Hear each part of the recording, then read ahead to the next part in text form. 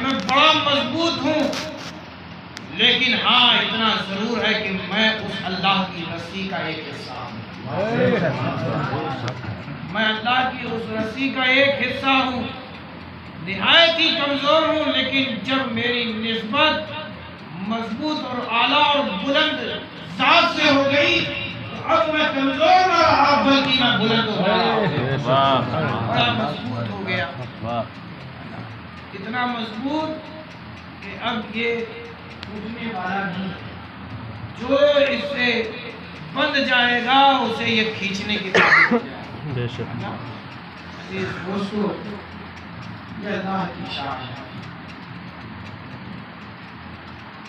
बात शान की हो रही थी, अजमत की हो रही थी, तो बस मैंने यहीं से अपना जहन बनाया कि आज गुफ्तगू शान ही पर, शान ही पर।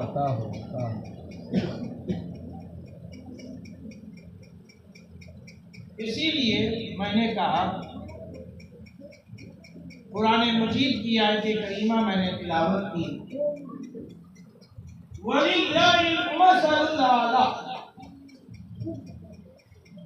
इससे आप यूँ समझ गए होंगे कि शान व शौकत किसकी है। शान व शौकत ये शान, ये बुजुर्गी, ये बुलंदी, ये मकाम, ये रुतबा, ये इज्जत, ये रिफत किसी और शय के लिए नहीं, किसी और जात के लिए नहीं, बल्कि वो जाते बारी के लिए। अल्लाह ही की शान सबसे वलिल्लाहिल मसलुल आला, अल्लाह ही के लिए बड़ी शान, अल्लाह ही के लिए बड़ी शान है। ये शान खुदा है। शान यानी अल्लाह की कुदरत, अल्लाह की कुदरत। और रब ताला सिर्फ इस आलम का रब नहीं, दोनों आलम का रब है, आलमीन का रब है, सारे जहां का रब है, ज़मीन का भी रब है, आसमान का भी रब है। वो मखलूकात जो आसमानों में है उसका भी खालिक कोई और नहीं बल्कि मेरा मालिक है। वो मखलूकात जो जमीन में है, जमीन की तह में है, जमीन की गोद में है, उसका भी मालिक मेरा मालिक है। वो जो जमीन पर तोड़ रहे हैं उसका भी मालिक अल्लाह है, और जो समुद्रों में तैर रहे हैं उनका भी मालिक अल्लाह है। सारी कायनात का मालिक अल्लाह है।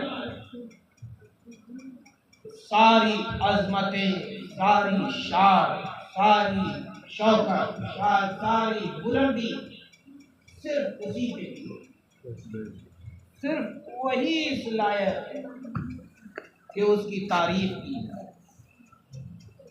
तारीफ के लायक सिर्फ अल्लाह ही की जात है। तारीफ के लायक सिर्फ अल्लाह की जात है। आप कहेंगे कि हम तो किसी बंदे के अखलाक से मुतासिर होते हैं तो उसकी तारीफ करते हैं। किसी बंदे के अखलाक से मुतासिर हुए तो उसकी मौजूदगी में भी उसकी तारीफ, और उसकी गैर मौजूदगी में उसकी तारीफ करते हैं। उसे देखते हैं तो उसकी तारीफ करते हैं, उसे याद करते हैं तो उसकी तारीफ करते हैं। अजीज दोस्तों, बंदे के लिए की जाने वाली तारीफ है। दर हकीकत ये बंदे की तारीफ नहीं है, बल्कि बंदे को बनाने वाला खालिक की तारीफ है।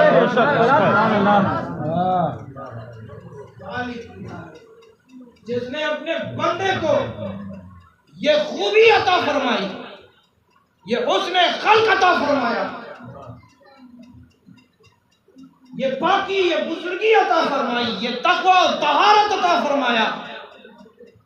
ये अल्लाह की तारीफ। बंदा अपने रब की तारीफ करे तो ये तारीफ करने में भी वो दो तरह की तारीफ, एक वो जो बिला वास्ता रब की तारीफ की जाए और एक वो जो बिल वास्ता रब की तारीफ। बिला वास्ता तारीफ करने ज़ात बारी ताला की तारीफ। ऐ अल्लाह तेरा शुक्र है कि तूने हमें सेहत अता फरमाई। ये हुई बिला वास्ता और बिल वास्ता। ऐ अल्लाह तेरा शुक्र है कि तूने अपने इस बंदे के हाथ में शिफा अता फरमाई। तो ये सिफत अल्लाह के दिए से बंदे को हासिल। ये शान किसकी है? अल्लाह। ये शान किसकी है? अल्लाह। अब जब बात आलम की आई है, अब ये भी समझ लीजिए कि आलम की हैसियत भी दो तरह की है। आलम की हैसियत दो तरह की है। एक आलम अम्र की चीज और एक आलम खल की चीज। एक आलम अम्र की चीज, एक आलम खल की चीज। आप कहेंगे कि आलम अम्र क्या है? आलम अम्र के जरिए यानी लफ्ज़ कुन फरमाया, सारी रूहें वजूद में आ गई। सारी रूहें वजूद में आ गई। ये आलम अम्र की चीज हुई। आलम अम्र की चीज। आलम खल की चीज हुक्म दिया कि मुजस्समे आदम तैयार करो। हुक्म दिया किसको? फरिश्तों को। फरिश्तों ने जिसमें आदम को तैयार किया और ये मुजस्समे आदम तैयार हो गया। अब आलम अम्र की चीज यानी रूह आदम को हुक्म हुआ कि आलम खल्क में दाखिल हो जाओ। आलम खल्क में दाखिल हो जाओ। ऐ आदम, ऐ रूह आदम, जिसमें आदम में दाखिल हो जाओ। ऐ आलम अम्र की चीज, आलम खल्क में दाखिल हो जाओ। मैं रब्बी पाकर आलम अम्र की चीज यानी रूह आदम, जिसमें आदम यानी आलम खल्क में दाखिल होती है, लेकिन बाहर निकल आती है, बाहर निकल आती है, बाहर निकल आती है, बाहर निकल आती है। फिर हुक्म हुआ दाखिल बाहर, दाखिल बाहर। ये सिलसिला चलता रहा। रब ताला ने ये आलम अम्र और आलम खल्क को जोड़ने वाली चीज नूर को मुंतकिल किया आलम खल्क में। अब हुक्म हुआ कि आलम अम्र की चीज आलम खल्क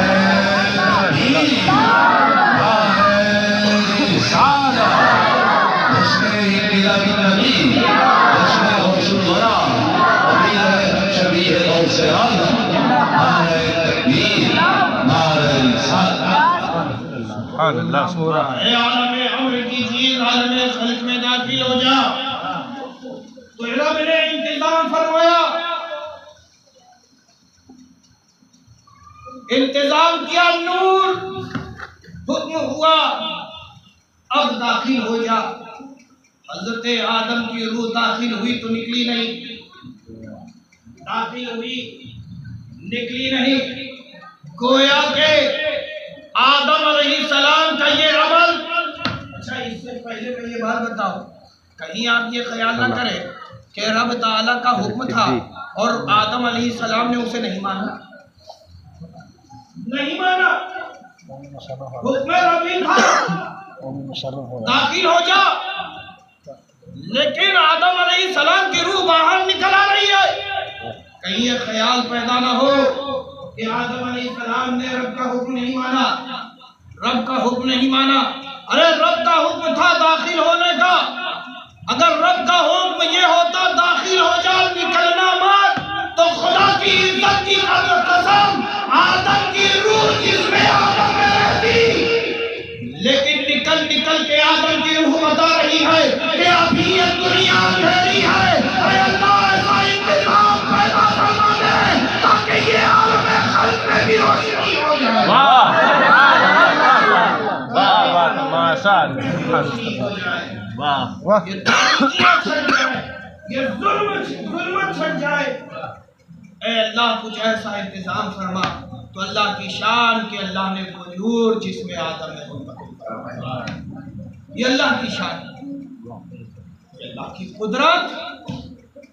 जरा सोचो, नूर को, वो नूर जो बेजिस्म होता है उसे लिबास पहनाता है।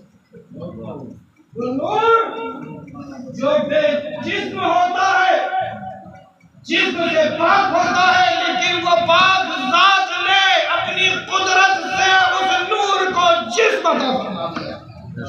ये अल्लाह की शान, ये अल्लाह की शान। अजीज दोस्तों, चाहे तो देखो, आदम को वजूद बख्शा तो न माँ है न बाप। आदम वजूद में आ गए, अब वो बशर बन गए। तो आदम का वजूद, यानी जब बंदाए खुदा अपने वजूद पर गौर करे तो अल्लाह की बड़ाई जाहिर है कि आदम को बगैर वसीले के, बगैर किसी जरिए के अल्लाह ने हयात दी। तो वो रब इस पर कादिर है कि जो तुम्हें बगैर जरिए के हयात अता फरमाने वाला है।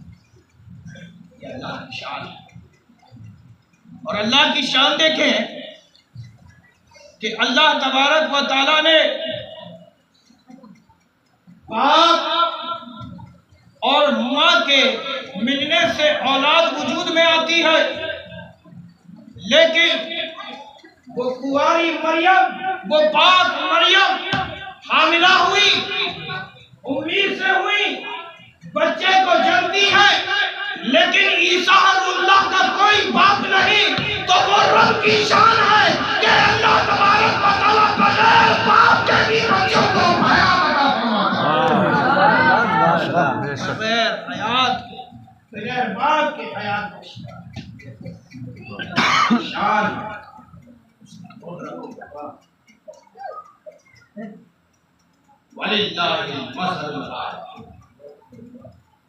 अल्लाह के लिए बड़ी शान है। शान समझे, हयात बंदों को मिल गई, कायनात वजूद में आ गई, ये सब खुदा की शान है। लेकिन सबसे बड़ी शान नहीं, सबसे बड़ी शान नहीं। अच्छा, एक चलते चलते मसला भी बयान।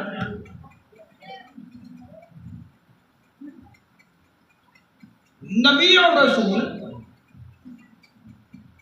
जिस कौम में आए हैं तो कौम को हिदायत है, लेकिन किसी कौम के पास अगर अल्लाह नबी और रसूल को नहीं भी भेजता तो भी उस बंदे के ऊपर लाजिम था कि अल्लाह की इबादत करना और अल्लाह पर ईमान लाना लाजिम था। उसका यह कहना कि अल्लाह हमारे दरमियान तेरा कोई रसूल, तेरा कोई नबी नहीं आया, हमें तेरे पैगामात न मिले, अय परवरदिगार हम आज जो तेरी बारगाह में लौटे हैं तो ये कुफ्र और शिर्क लेकर इसीलिए लौटे हैं कि तेरा नबी और तेरा रसूल नहीं आया। अगर आया होता तो पैगाम हमें तेरा दिया होता, और अगर पैगाम तेरा सुनते तो हम उस पर अमल करते और हरगिज़ हम गुनाहों और कुफ्र और शिर्क के साथ तेरी बारगाह में ना आते। तो रब तबारक व तआला इनके इस दावे को भी नकार देगा, ये कहकर कि तेरे सामने मुशाहिदात मौजूद थे, ये आसमान मौजूद था, ये ज़मीन मौजूद था, ये दरिया मौजूद था, ये समुंदर मौजूद था, समुंदर में मौजूद रवानी मौजूद थी, दुनियानी मौजूद थी। तुझे ये सब चीजें दिखलाई, लेकिन तुझे ये होश न आया कि ये सारी चीजें खुद वजूद में नहीं आई, बल्कि इसका वजूद बख्शने वाला कोई है। तुझे यही सोच करके मुझ पर ईमान लाना था। छुटकारा नहीं, ये सब शान है। आसमान भी खुदा की, जमीन भी खुदा की शान, ये दरख्त भी खुदा की शान, ये दरख्त की हरियाली भी खुदा की शान, ये नदी नाले भी खुदा की शान, ये समुंदर की मौजें भी खुदा की शान है, ये हवाएं खुदा की शान है, खुदा की शान है। इन्हें देखकर हमें और आपको साहिब ईमान होना चाहिए। अल्लाह पर ईमान लाना हम पर, लेकिन अल्लाह की करम फरमाई देखो कि अल्लाह ने हर कौम के दरमियान अपना रसूल बना दिया। और मैं आपको बता दूं, ये नबी और रसूल भी खुदा ही की शान, नबी और रसूल भी खुदा ही की शान है। और एक बात बता दूं, नबी रसूल ये दलील है,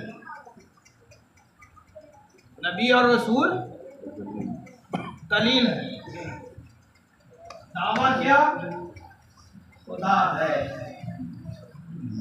दावा खुदा है जो यत्ता है, बेमिसल है, बेमिसाल है, बेनज़ीर है, जो हर ऐब से पाक है। ये दावा दलील नबूवत और रिसालत, यानी उलूहियत की दलील नबूवत और रिसालत करार पर, उलूहियत की दलील नबूवत और रिसालत करार पर कि इन नबी और इन रसूलों को देखो कि ये खुदा के पैगंबर हैं, ये खुदा के भेजे हुए बंदे हैं, ये वो पाक बंदे हैं। जरा सोचो कि ऐसे पाक बंदे हैं तो सोचो इनका मालिक कैसा पाक है। अल्लाह की शान, ये नबी और ये रसूल भी अल्लाह की शान। लेकिन सबसे बड़ी शान कोई और नहीं बल्कि सैयदुल अंबिया, इमामुल मुरसलीन है। ये खुदा की सबसे बड़ी शान है, खुदा की सबसे बड़ी शान। आप मुजज़ात को समझते क्या? नबी और रसूल के हाथ से शादी हो जाए मुजज़ा है? नहीं, बल्कि ये कुदरत इलाही का तमाशा है, तमाशाए कुदरत इलाही है जो इन अंबिया और मुरसलीन के हाथों से जाहिर हुआ। मैंने कहा कि सैयदुल अंबिया सबसे बड़ी शान। तो सुन लो, किसी नबी से कोई मुजज़ा यानी कोई कुदरत जाहिर हुई, किसी नबी से कोई मुजज़ा, किसी से कोई, किसी से कोई, किसी से कोई, किसी से कुछ। लेकिन सुन लो, सारे मुजज़्ज़ात का मजमुआ दस्ते मुस्तफा में जाहिर हुआ। और ये इस बात की दलील है कि अल्लाह की सबसे बड़ी शान मुस्तफा है। वाह। दोस्तों, आज से पहले किसी भी नबी और रसूल के लिए अल्लाह तबारक व तआला ने ये नहीं कहा था कि तेरा हाथ मेरा हाथ है, तेरा हाथ मेरा हाथ है। लेकिन कुर्बान जाओ अपने रब पर कि रब तआला ने फरमाया भाई जरा बैठा, अरे महबूब जो तूने देखा वो तूने नहीं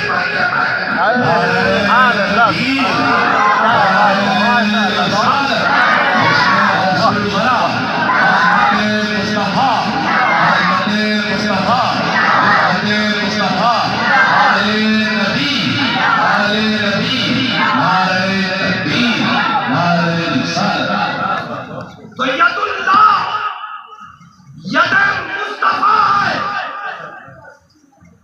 अल्लाह की कुदरत मुस्तफा के हाथ से साथ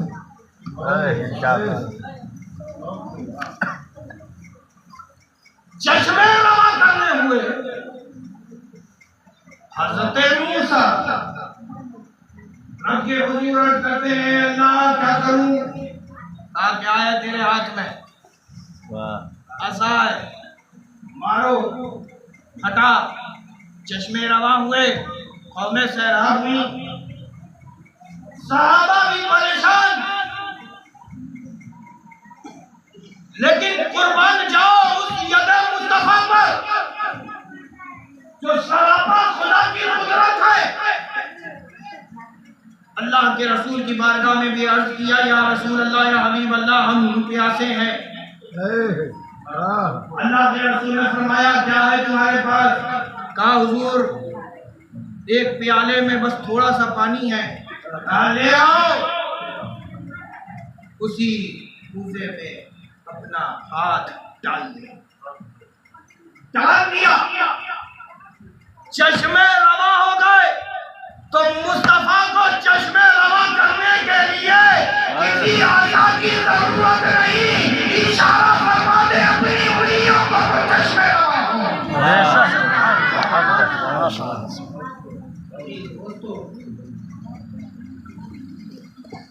ये मुस्तफा की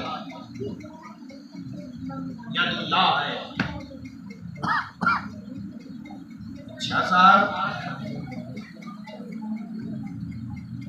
कुरान क्या?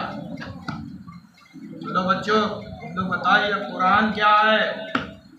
अल्लाह का कलाम है ना, कलामुल्लाह, किताबुल्लाह।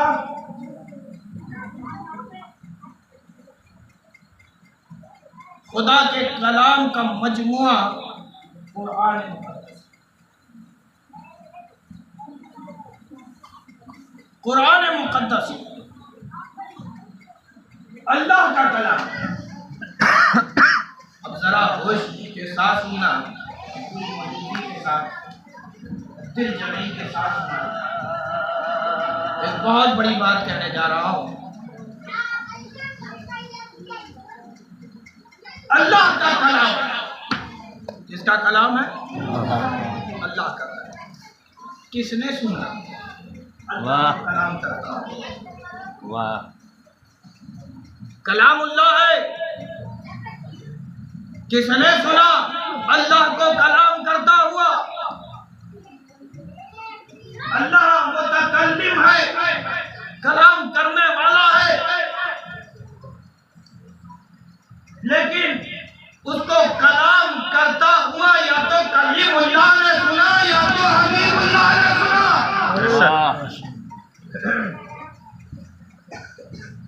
अल्लाह का कलाम, अल्लाह मुतकल्लिम। अच्छा, आप जरा मुझे बताओ, आप भी तो मुतकल्लिम हो, कलाम करते हो कि नहीं करते हो? बातचीत करते हो कि नहीं करते हो? बोल चाल आपसे होती है कि नहीं होती? अरे बोलो ना भाई। होती है।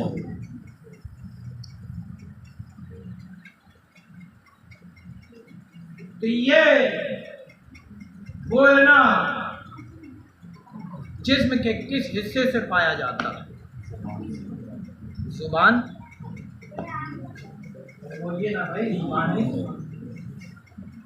लेकिन हमने बहुत से ऐसे लोगों को देखा है कि जुबान तो सही सलामत है, लेकिन वो बोलने की कुदरत नहीं रखते। तो इस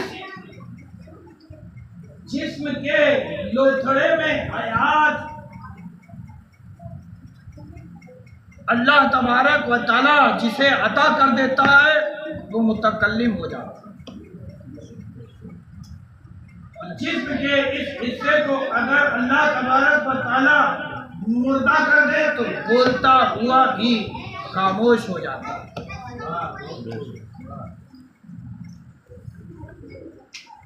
तो हम मोहताज हैं और अल्लाह तबारक व तआला के लिए मोहताजी नहीं है। अल्लाह हर एक चीज के पास, लेकिन अल्लाह तबारक व तआला कलाम फरमाता है और अपने कलाम करने में किसी का मोहताज नहीं है। हम मोहताज अपनी जुबानों के हैं, लेकिन अल्लाह तबारक व तआला मुतकल्लिम है, कलाम फरमाता है, लेकिन अपनी जुबान से पाक।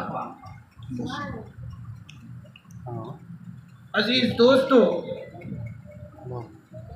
एक बड़ी अजीब बात वही नाजिल हुई, रसूल ने तिलावत किया और फरमा दिया कि ये कलामुल्लाह अल्लाह का कलाम।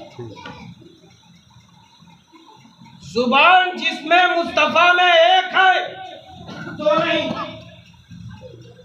जुबान जिसमें मुस्तफा में एक ही है दो नहीं। तिलावत किया, मुस्तफा ने फरमाया ये आयत है, कुरान है, ये कलामुल्लाह है। और फिर उसी कलाम की तफसीर बयान की, शरह की, फरमाया कि ये हदीस मुस्तफा,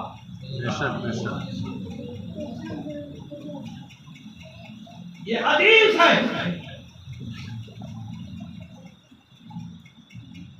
ये अहकाम है जो मिन जानिबिल्लाह है और इन अहकामात की शरह मेरी जात है। जुबान एक ही है मुस्तफा के जिस्म में, लेकिन दो तरह का कलाम हम देखते हैं। एक कलामुल्लाह को पाते हैं और दूसरा कलाम मुस्तफा को पाते हैं। जुबान एक दो तरह का कलाम, एक अल्लाह का कलाम, दूसरा मुस्तफा का कलाम। तो गोया के मुस्तफा की जुबान, मुस्तफा का कलाम करना ही खुदा का कलाम करना। महबूब आप जो फरमा दें